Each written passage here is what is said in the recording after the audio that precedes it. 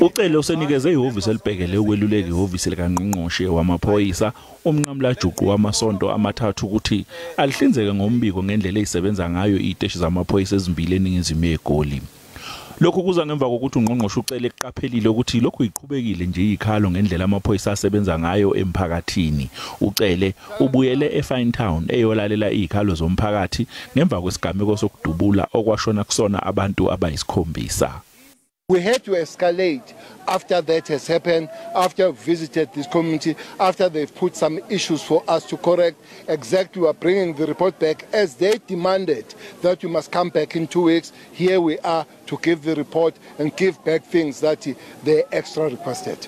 Izakhamuzi ifuna isixazululo sokuqeda ngobugebengu endaweni. Umphakathi udecide ukuthi uzimele because amaphoyisa awafuni ukunceda umphakathi. Secondly, mina ngithi tavern sayasithavern nginenkinga yamaphoyisa ase-Ennerdale amaphoyisa ase-Ennerdale angazi ukuthi for ini njalo nje mawafika adlula lapha kwamele abe athathe imali amaphoyisa ase-Ennerdale. Amaphoyisa ayafika endaweni ekunenkinga kuwo afika athatha imali ahambe angayenza umsebenzi wabo.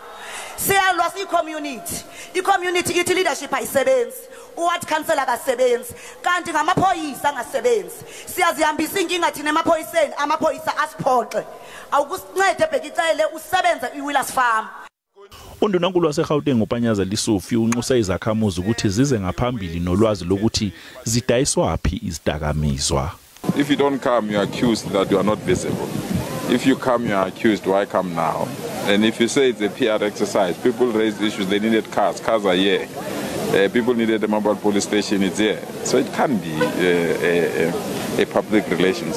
Crime is a real issue and you can't fight it if you don't interact with communities. Uhulumeni wesifundazwe ufunge wagomela ukuthi uzobhekana nenkinga yalezi ndawo ezidayisa amanzi amponjwana ngokungemthetho, izibhamu kanye nokudayiswa kwezidakamizwa.